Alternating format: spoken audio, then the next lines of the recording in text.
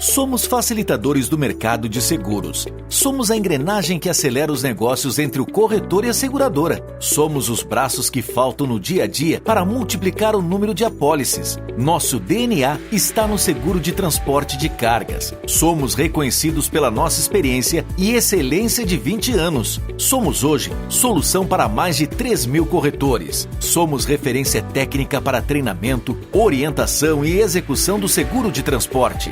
Somos negociação, pós-venda e operacional, incluindo averbação, sinistro e renovação. Somos confiança, relacionamento, credibilidade, comprometimento, agilidade, respeito e entrega. Somos Fetransporte Brasil. Acesse fetransportebrasil.com.br e nossas redes sociais @Fetransporte Brasil. Somos apaixonados por seguros. A Educa Seguros é uma agência de marketing digital e criação de conteúdo especializada em seguros. Do planejamento à análise de resultados, realizamos a gestão completa da sua estratégia de marketing digital. Criamos conteúdo em diversos formatos para que sua empresa se aproxime do seu público, seja qual for a plataforma. Em texto, áudio ou vídeo, potencializamos a estratégia de comunicação e marketing digital da sua empresa. E não para por aí. Produzimos eventos online presenciais. É a sua marca em destaque por meio de produções exclusivas e nos maiores eventos do mercado de seguros. Quer saber como a Educa Seguros pode ajudar a sua empresa? Acesse educaseguros.com.br e conheça nossas soluções.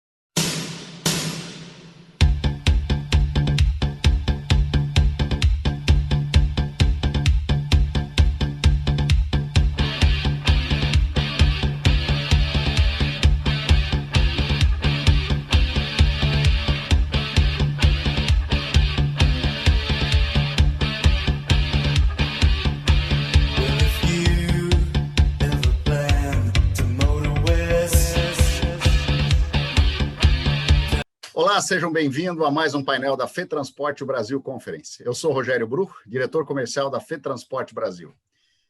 Hoje vamos começar uma entrevista muito interessante sobre o seguro de transporte e legislação. O nosso convidado é o ilustríssimo doutor Sérgio Sodré, advogado especialista em direito do seguro. Obrigado, Sérgio Sodré, por participar conosco desse evento. Obrigado, Rogério. Em nome seu, eu faço as boas-vindas a todos que compareçam, né, e participam dessa conferência, né? Parabenizo a Fetransporte Brasil por mais essa troca de conhecimentos, né? Muito importante no direito de seguro e no ramo de seguro para todos, né? Agradeço novamente o convite. Perfeito, doutor Sérgio. Dentro do seguro de transportes, nós temos uma questão muito importante, né? Que é a legislação de seguro, né? Direitos e obrigações de uma apólice. Hoje nós vamos falar um pouquinho sobre as principais leis que regem os seguros no Brasil, para que no contexto possamos também incluir o mesmo para entender um pouco das apólices, e questões que podem também levar a negativas de sinistro no seguro de transporte de cargas e prescrição de prazos, tá? Entre diversos ramos que compõem o negócio de seguros, um dos mais importantes é o do seguro de transporte de carga, porque trata de modalidade que garante um equilíbrio econômico das atividades de toda uma cadeia logística no país. Beneficia diretamente e indiretamente diversos personagens que atuam no transporte de bens. desde importantes importadores, embarcadores, até consumidores finais. Não é exagero dizer, portanto, que o transporte de cargas e o seguro de transporte são negócios jurídicos, que guardam profunda intimidade e interagem constantemente no mundo dos fatos em si e dos mais diferentes modos. O seguro de transporte ele é extremamente complexo, tem significativas particularidades, né? Merecem um destaque no cenário geral de seguros no Brasil. Exatamente por isto, talvez seja o que gera o maior número de questões polêmicas e controvertidas. Então, antes de tratarmos de alguns desses aspectos polêmicos, né, de coberturas em apólices, Sérgio, poderias dizer quais são as principais leis que tratam dos seguros gerais no Brasil? Perfeito. Assim, ó, vou dar uma pincelada principalmente na questão da hierarquia, né, e não necessariamente qual foi que foi criada primeiro, né? Como na hierarquia nós temos a Constituição Federal de 1988, né? Também conhecida como Carta Magna, lei máxima do país, né? Onde ela trata, por exemplo, da fiscalização dos seguros e a previdência privada, né? Legisla, ou seja, transfere à União a obrigação e a necessidade de legislar sobre as políticas de seguro, a própria instituição dos impostos sobre seguros, né? E trata especificamente do seguro de acidentes do trabalho e seguro agrícola, né? Depois nós temos o já conhecido Decreto-Lei 73, de 1966, que dispõe sobre o Sistema Nacional de Seguros Privados, né? Regula toda a operação de seguros e resseguros no país, né? Onde, então, ele disciplina, esse decreto, alguns dos seguros que são conhecidos como seguros obrigatórios, né? Dentre eles, então, surge, em 66, o seguro de responsabilidade civil dos transportadores terrestres, né? Além de marítimos, fluviais, lacustres, né? Depois, o Decreto-Lei 61.867, de 1967, né? Então, ele veio para regular esses seguros obrigatórios, né? Inclusive, como eu te falei, o seguro do transporte terrestre, né? Temos também o Código Civil Brasileiro, que ele dedica um capítulo especial ao seguro em si, né? Inicialmente, ele trata do seguro a nível geral e depois ele faz uma divisão entre o seguro de danos e o seguro de pessoas, né? É bom que se destacar, dentro dessa parte especial sobre seguros em gerais, 3 artigos que eu acho bastante importante aqui para o nosso tema, né? O artigo 762 diz assim: nulo será o contrato para a garantia de risco proveniente de ato doloso do segurado, do beneficiário ou de seu representante, de um ou de outro, né? Então, aqui ele traz a figura do dolo, né? Que conhecemos que o ato doloso é aquele ato intencional, né? Então, já de cara, o Código Civil, ele declara que uma situação causada, né, um dolo, tanto na contratação quanto durante todo o contrato, né, ele gera a nulidade do próprio contrato, né? Trata também no artigo 765, o seguinte: os segurados e seguradores são obrigados a aguardar na conclusão, ou seja, na hora que você está aderindo ao contrato, né, e na execução, ou seja, durante todo o contrato, a mais estrita boa-fé e veracidade, tanto a respeito do objeto como das circunstâncias e declarações a eles concernentes, né? Na verdade, é o único contrato na legislação brasileira que se exige não só a boa-fé, mas a mais estrita boa-fé, né? E o artigo 768, que diz assim: o segurado perderá o direito à garantia se agravar intencionalmente o risco objeto do contrato, né? Então, como a gente vai tratar nesse painel, né, esse agravamento intencional, né, também causará a perda de direito ao segurado, né? Temos também o Código de Defesa do Consumidor, mas podemos dizer assim que ele não é a proteção trazida pelo Código de Defesa do Consumidor não se pode ser utilizado em todos os casos de transportes. Tá? Por quê? Na verdade, ele só vai ter incidência, o Código de Defesa do Consumidor, quando o transportador estiver transportando sua própria mercadoria, tá? E desde que seja comprovada a sua hipossuficiência técnica, jurídica ou econômica, né? Então, não é todos os casos de transporte que vão ser abrangidos pela proteção do Código de Defesa do Consumidor, tá? Somente nessas situações. Temos também a Lei 11.442, de 2007, que ela dispõe, então, sobre o transporte rodoviário de cargas por conta de terceiros e mediante a remuneração, né? A Lei 12.619, de 2012, ela determina os deveres do motorista do transportador de carga, né? Até bom que se diga aqui, no artigo 235, letra B, são deveres do motorista profissional. 1, estar atento às condições de segurança do veículo. 2, conduzir o veículo com perícia, prudência, zelo e com as observâncias aos princípios da direção defensiva, né? Respeitar a legislação de trânsito, que é muito importante para o tema que nós estamos abordando, né? Em especial as normas relativas ao tempo de direção e descanso. E zelar pela carga transportada pelo veículo, né? Temos a Lei 13.103, de 2015, que dispõe sobre o exercício da profissão de motorista, né?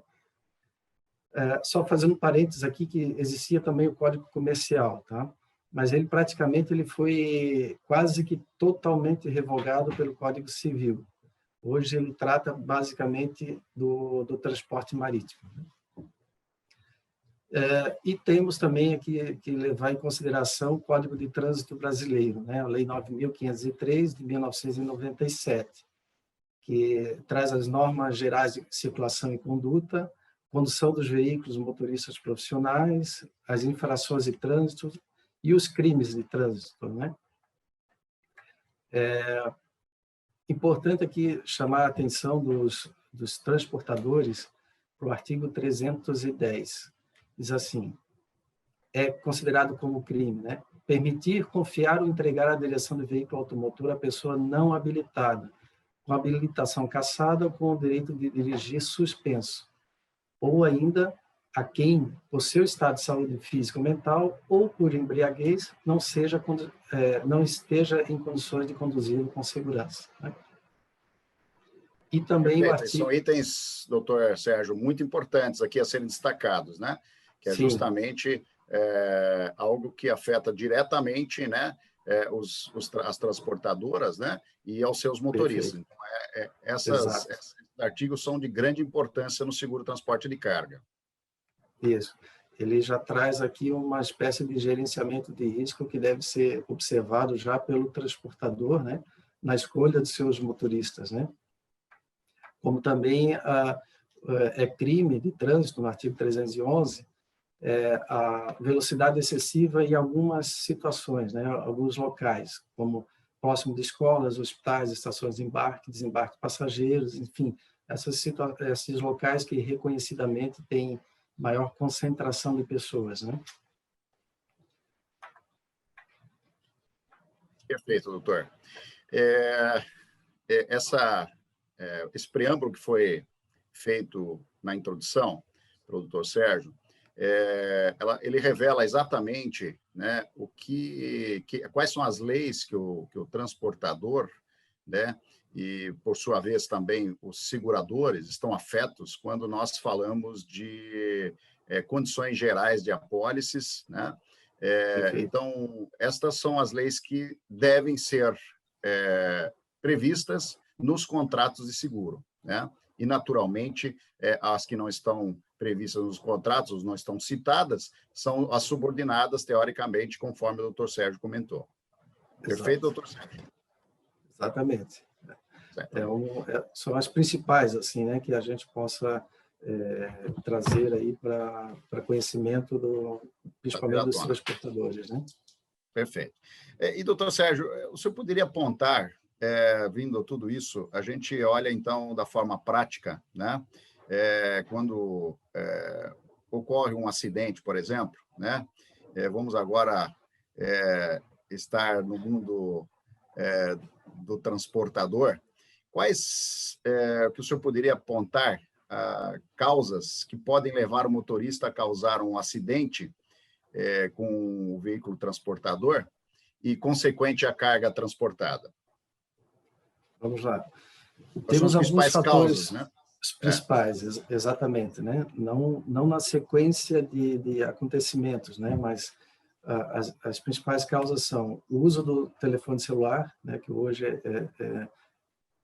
atinge um nível bastante elevado de acidentes, né?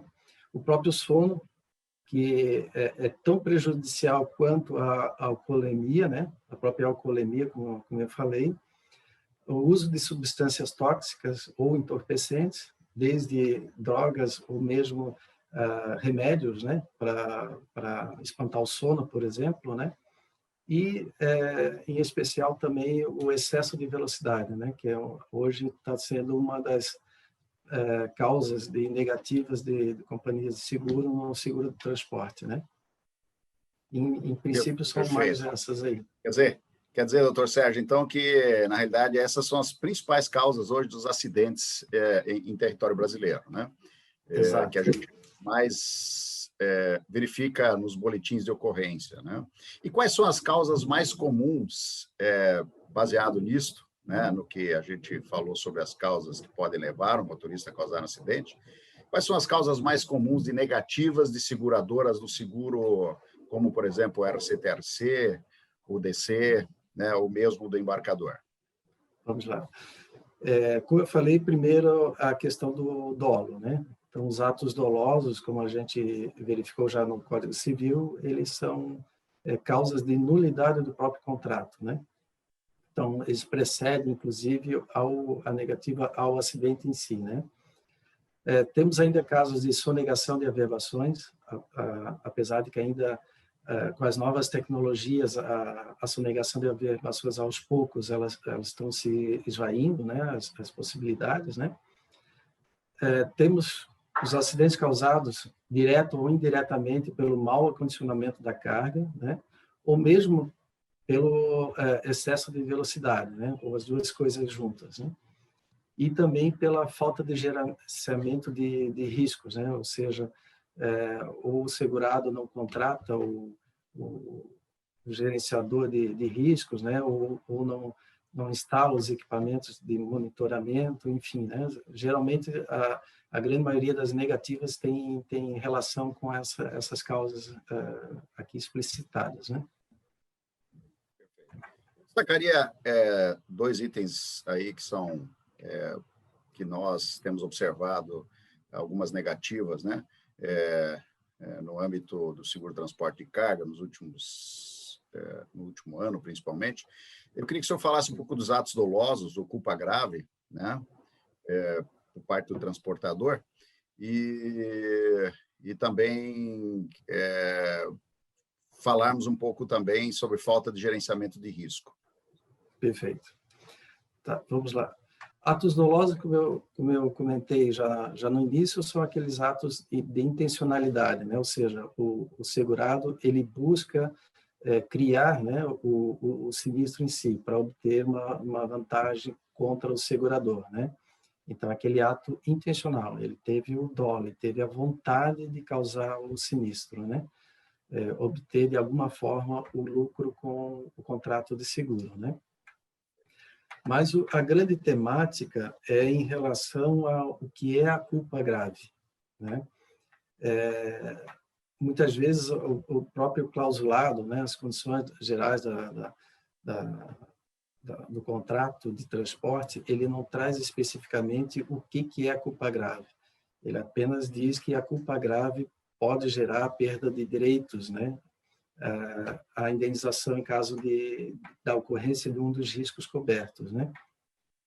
Então, A culpa grave, na verdade, principalmente no seguro de transportes, quando o transportador, através ele próprio ou seu motorista, né, não cumpre com algumas das exigências, né, do contrato de seguro, entre eles a própria observância às leis de trânsito, né, ou também em relação ao próprio gerenciamento de risco, né, de certa forma, aquela atitude tomada pelo transportador ou por seu motorista, no caso, seu preposto, né, foi tão relevante para o sinistro que não podemos dizer que foi por dolo, mas a culpa foi acima da tolerável, né, acima do normal, né? Então, isso é considerado, então, a culpa grave. Claro que dependerá de caso a caso, análise de cada situação que ocorreu em relação ao sinistro, né? Se essa inobservância... O motivo específico do acidente. Do acidente, de toda a situação envolvida, né? Do acidente para a ocorrência daquele acidente, né? Contexto, no caso. Exatamente. E no caso da falta de gerenciamento de risco, como é que os magistrados têm observado essa questão da falta do equipamento previsto numa apólice, por exemplo? Isso tem sido também uma das negativas comuns por parte dos magistrados a favor dos seguradores? Exatamente. Assim, existe uma tendência hoje no Poder Judiciário como um todo, né, de dar muita atenção às cláusulas do contrato, né? E o que o segurado obteve de vantagem com aquelas cláusulas, né? Com aquelas, muitas vezes, isenções, né? Que o segurador concede, né? Então, assim, a tendência do judiciário é de se observar se realmente aquela ação do segurado, né? No caso do transportador, ela realmente infringiu cláusulas do contrato, né? É bom que se diga que os contratos de seguro, né, hoje em dia, eles já há muito tempo, né, mesmo aqueles contratos que não estão garantidos pelo Código de Defesa do Consumidor, mas eles seguem uma linha de tanto na sua escrita, né, quanto no destaque dessas cláusulas principalmente excludentes de responsabilidades, elas têm que estar regidas de uma forma clara, objetiva, né? E bem em destaque, né? Então, de modo geral, os contratos trazem isso, né? Hoje em dia também não é mais muito assim tolerado no judiciário simplesmente alegar eu não tive conhecimento das cláusulas do contrato, né? Porque hoje em dia os clausulados já estão de fácil acesso na grande maioria dos sites, né, das companhias, assim. Então, a tendência do judiciário é de que, se o transportador, não tiver os seus cuidados mínimos, né, desde eu digo até um gerenciamento na escolha do motorista, né, quanto na escolha do gerenciador, né, quanto na escolha do envolvimento dele, exatamente, do envolvimento dele para com o contrato. Isso, exatamente. A cada dia que passa, ele tem que estar mais junto com o segurador, né? Com certeza, eu acho que essa é uma das preocupações que a gente também, dentro da FETransporte, sempre orienta muito os nossos corretores, para que ele leia com atenção e apresente aos seus, o corretor apresente aos seus segurados, né, as condições que estão previstas no contrato de seguro, que é a pólice, né? Exato. E destes, eu queria destacar, doutor, desses ainda, as causas mais comuns das negativas, que são acidentes causados direta ou indiretamente por excesso de velocidade, né, que está sendo um grande motivo nos últimos anos, né, e grande quantidade de negativas de seguradoras por conta de acidentes causados por excesso de velocidade dos transportadores, os seus motoristas, né? Como é que hoje a gente... isso que eu queria deixar claro para o público em geral, como é que se faz, vamos dizer, a contraprova? Quais são os meios de prova, por exemplo, da alta velocidade que se utiliza nos meios jurídicos, principalmente? Vamos lá. Via de regra, a constatação da alta velocidade ela vem através da observância do tacógrafo, né? E já tem decisões judiciais que, quando o segurado não apresenta o tacógrafo, por exemplo, ou ele não desligou, enfim, né? Tenta-se utilizar desses meios, né, para não mostrar o tacógrafo. Já tem também entendimentos nesse sentido de que ele perde a garantia, né? Já que é um equipamento obrigatório, né? Então, via de regra, é o tacógrafo. Mas também pode ser existir outros tipos de prova, né? Ou pela falta do tacógrafo, ou mesmo em complemento, né? Uma prova documental, principalmente o boletim de ocorrência, onde os agentes que atendem à ocorrência, o policial rodoviário federal, estadual, enfim, né, militar, ele faz as suas constatações, né?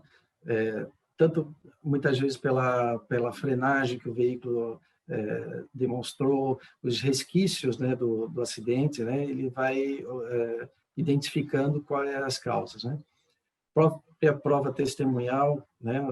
Muitas vezes, hoje em dia, praticamente todo mundo tem seus celulares, né? E a prova testemunhal tem sido bastante convincente em alguns casos, né? Os próprios vídeos que as pessoas, muitas vezes com seus celulares, estão filmando o caminhão, né, naquela velocidade, né? Ou mesmo os vídeos e câmeras de monitoramento das rodovias, né? Então, hoje, ou prova até pericial, né? Muitas vezes, como eu falei, pelos apontamentos que trazem tanto boletim de ocorrência, fotos do local, enfim, né? Também se pode fazer uma prova pericial. Mas, via de regra, é pelo tacógrafo. Quer dizer, então, nesta constatação, né, a gente chega a uma conclusão que o tacógrafo ele ainda é um dos principais meios, né, de prova por parte do judiciário, né? Só que existe todo um contexto, naturalmente, do acidente ocorrido. Do acidente. Que pode ser, provas podem ser produzidas, né, por uma constatação em boletim de ocorrência, né, ou mesmo por uma prova testemunhal. Então, senhores corretores, senhores transportadores, muito cuidado com relação a essa questão que tem sido um dos itens mais polêmicos ultimamente dentro das principais negativas do seguro transporte de carga. E, doutor Sérgio, Exato. Sempre que for constatada a alta velocidade, o sinistro ele é negado? Existe essa máxima quer dizer, constatado que existe lá a prova do tacógrafo, sempre é negado? Não, assim, ó, é bom que se tenha em mente primeiro, né, que tenha havido o acidente, né? Mas também essa situação de infração à norma de trânsito, a alta velocidade, né, ainda que constatada, né, tem que haver essa prova de que ela foi determinante, no todo ou em parte, mas ela contribuiu para a ocorrência do acidente, né? Se não existir esse nexo de causalidade, que a gente chama, né, esse liame entre alta velocidade e o acidente, né, ainda que venha a ser negado pela seguradora, aí o judiciário tem dado ganho de causa ao segurado, né? Porque não houve a contribuição daquele excesso de velocidade para o acidente, tá? Mas havendo esse nexo de causalidade, aí sim o sinistro certamente será negado pelo segurador. Perfeito. Então, quer dizer, o que o senhor diz é que o que se constata judicialmente, naturalmente, a indenização ela pode ficar prejudicada, né? Se naturalmente ficar comprovado no nexo de casualidade, né? Exatamente. E que isso é uma prova preponderante, quer dizer, muitas vezes você não tem o tacógrafo, você não tem um boletim de ocorrência constatando, então tem que existir naturalmente, né, uma prova de que o excesso de velocidade tenha sido o fator determinante para a ocorrência do acidente. Exatamente. Perfeito. É o que a gente diz em juízo, cada caso é um caso, né? Então temos que analisar toda a dinâmica do acidente, né? O que aconteceu no acidente, cada um dos fatores envolvidos, né? E ir construindo peça por peça para verificar qual foi a causa daquele acidente, né? E a causa principal e talvez até as causas secundárias, né? Mas se houver esse liame, realmente estaria contrário às normas do contrato de seguro. Como é que o Poder Judiciário está tratando dessa questão, dessas negativas por excesso de velocidade? Já é uma... porque a gente não vê uma jurisprudência específica no assunto, né? Existem controvérsias, algumas seguradoras não negam, vamos dizer assim, sistematicamente, mas algumas seguradoras tendenciam, quando existe naturalmente o nexo de casualidade, a negativa. Como é que o judiciário vê como é que ele enxerga essas negativas de por excesso de velocidade?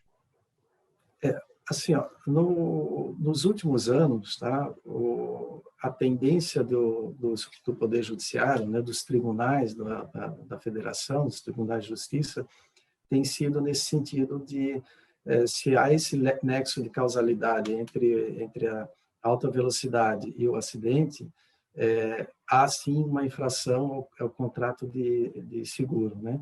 Porque diz lá que uma das obrigações do segurado, né, do transportador, é a atenção às normas de trânsito, né? Só que ainda são decisões dos tribunais a nível de segunda instância, né? Já tem no Superior Tribunal de Justiça algumas decisões monocráticas, ou seja, decisões que o próprio ministro relator, né, tem mantido as decisões dos tribunais nesse sentido, mas o papel do STJ é de, basicamente, tratar de matérias, né? Ele não vai tratar das provas em si de cada processo, mas é o STJ que tem o dever, vamos dizer assim, de tomar partido em relação a matérias, né? Então, com o aumento dessas ações chegando ao STJ, vai chegar uma hora que ele vai ter que tomar uma decisão, como é que aquela matéria vai ser tratada pelos tribunais. A alta velocidade vai ser simplesmente um motivo administrativo junto às normas de trânsito, ou sim vai influenciar nas negativas dos contratos seguros, né? Mas a tendência é de que sim, que assim como está havendo a infração administrativa para fins de trânsito, também aplicação para as isenções de responsabilidade do segurador. Perfeito. Senhores corretores, embarcadores, transportadores que nos ouvem, é importante, então, tomar muito cuidado com relação à questão de excesso de velocidade, orientar seus motoristas, né, junto às gerenciadoras, e tomar as providências para que, evitando assim, né, essas possíveis negativas aí. Bom, um outro assunto que nos últimos anos tem tomado conta do cenário de seguro transporte de carga, uma nova figura jurídica, né, e eu diria que ganhou força nas apólices de seguro-transporte, é a famigerada cláusula de dispensa de direito de regresso, comumente chamada DDR, pessoal. Essa tal DDR, ela tem um objetivo de eximir o transportador de responsabilidade para determinados sinistros, principalmente com relação ao roubo, né? A carta DDR Transporte, ela sinaliza que a seguradora do embarcador, ela não exerce o direito de se ressarcir dos prejuízos causados à carga enquanto ela estiver de posse do transportador, dentro de uma apólice de embarcador. Claro, com exceção aos riscos da cobertura do seguro da Lei 61867, né, que é principalmente acidente com veículo transportador, né, que são os tratados seguros obrigatórios do transportador, né? A lei, a DDR, não tem abrangência. Doutor, me fale um pouco sobre os aspectos jurídicos dessa cláusula e sua aplicabilidade e cuidado que os embarcadores e transportadores devem ter com a referida cláusula DDR. Essa cláusula é mais um daqueles benefícios que o segurador concede ao bom segurado, vamos dizer assim, né? Aqueles segurados que que realmente estão preocupados em seguir todas as normas, né? Ou seja, caminhar ao lado do segurador, fazendo o seu gerenciamento de risco, desde na escolha do seu motorista, né? Na escolha do próprio corretor de seguros, vamos dizer assim, né? E do segurador, né? Que toma esses cuidados com seguir à risca, né? Todo o programa de gerenciamento de risco, né? Então, é um benefício que possa estar atrelado à apólice de transportes, né? Exatamente como se fosse um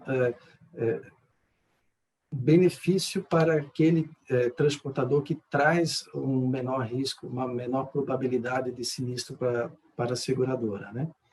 Só que, claro, isso não pode ser visto como uma carta de alforria, né? Só porque eu tenho uma DDR eu posso deixar de fazer o melhor gerenciamento de risco, né? Não é porque eu tenho seguro que tudo eu posso fazer, né? Pelo contrário, ela vem para beneficiar aquele transportador que efetivamente está junto com o segurador, né, para efetivamente minimizar seus riscos. Até porque ele tem o transportador, ele tem um contrato primeiro com seu cliente, né, um transporte Entrega da mercadoria. A entrega da mercadoria, né? Essa é a obrigação principal dele. Contrato comercial. Entregar, exatamente, no prazo estipulado e de forma íntegra, né? Esse é o principal objetivo dele. Então, primeiro ele tem que pensar nesse contrato de resultado que ele tem com o seu cliente, né? Paralelamente ao contrato de seguro, né? Então, é uma cláusula que ela tem sido vista com bons olhos pelo Poder Judiciário, né? Porque se exige a cada dia mais que o segurado conheça o contrato, né? Saiba o que está contratando, né? E tome as providências, as obrigações que ele está assumindo naquele contrato, né?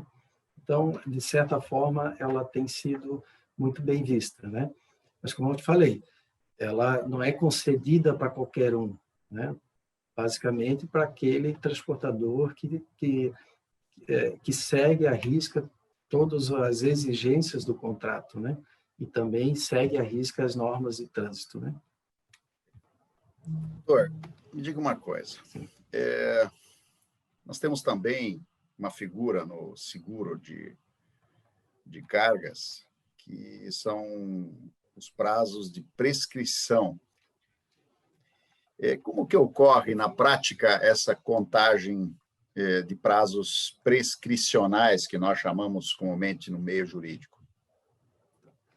Primeiramente, a gente tem que ter em mente que uma ação do segurado contra o segurador, ou vice-versa, né, do segurador contra o segurado, ela a gente chama uma prescrição ano, ou seja, é uma prescrição de 1 ano, né? Ela tem início com a data do acidente, né, a hora que aconteceu o acidente.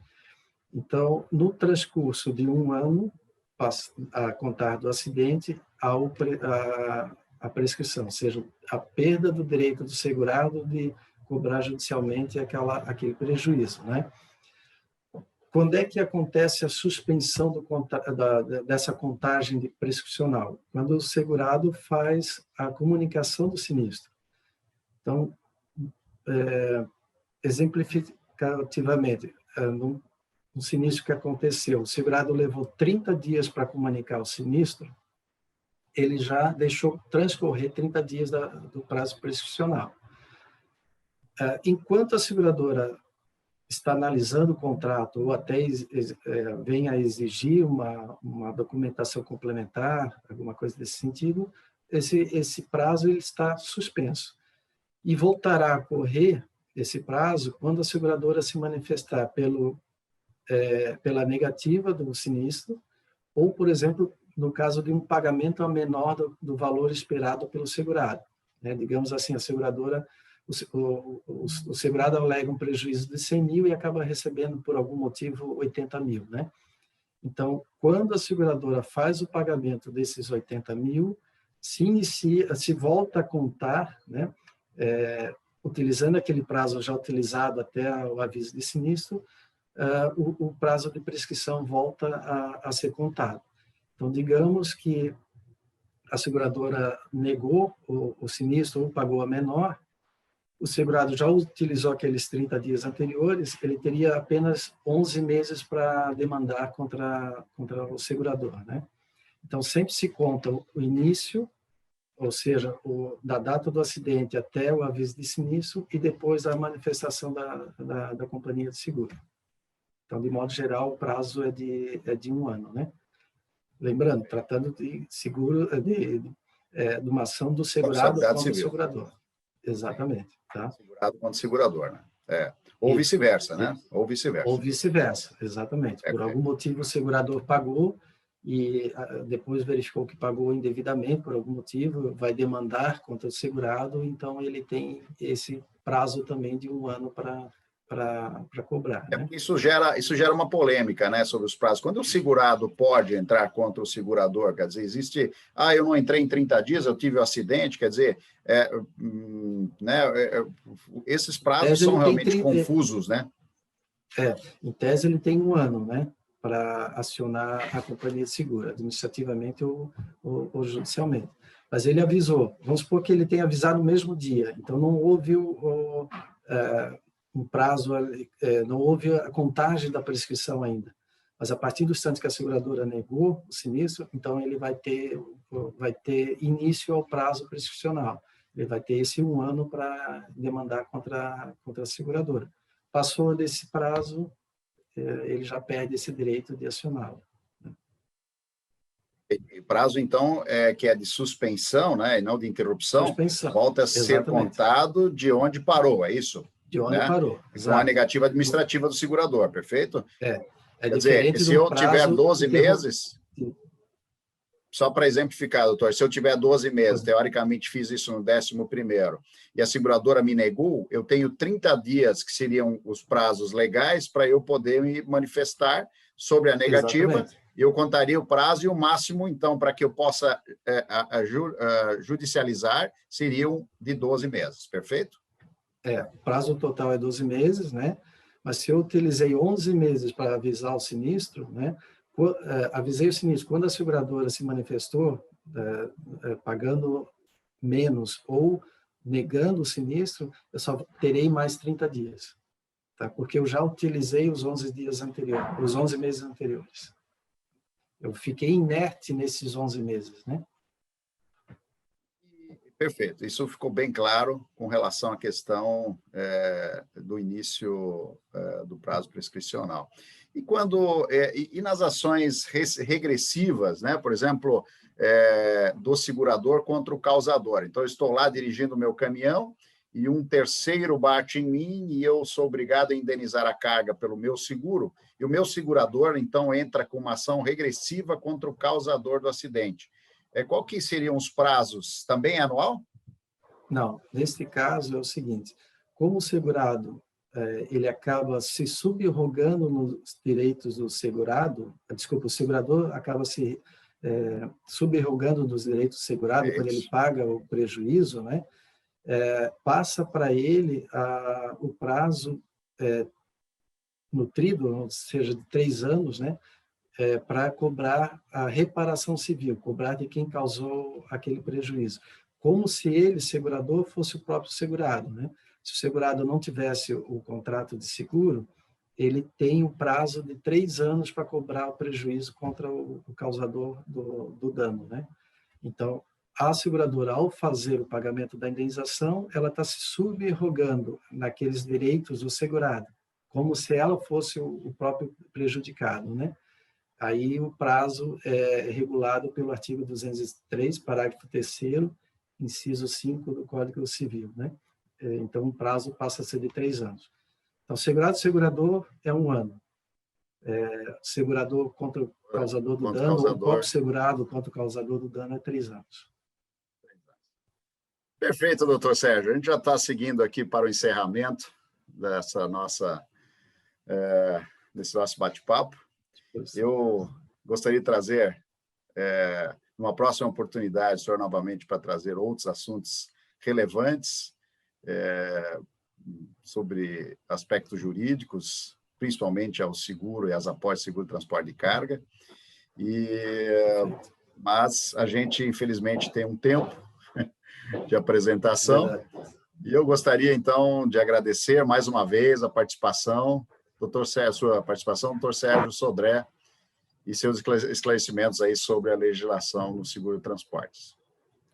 Primeiro, eu gostaria de parabenizar a FETransporte pelo trabalho que faz, né, de união, digamos assim, entre o segurado e o segurador, né, mas, acima de tudo, é um trabalho que traz mais tranquilidade, principalmente para toda a sociedade, né, porque um contrato de seguro bem formulado, né, bem contratado, acaba lá no final trazendo mais segurança para toda a sociedade, ou seja, de que ainda que venha a acontecer um acidente, né, aquela carga eventualmente danificada no todo ou em parte, ela vai ser reposta, vamos dizer assim, né, mitigação dos prejuízos, né.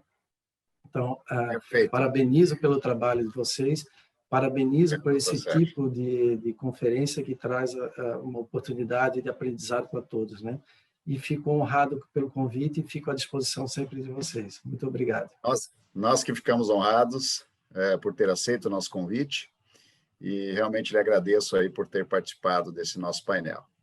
Bom, pessoal, chegamos ao fim. Agradeço a você que nos assistiu e espero que esse conteúdo tenha sido esclarecedor, tá? E continue conosco e assista aí ao nosso próximo painel. Até mais.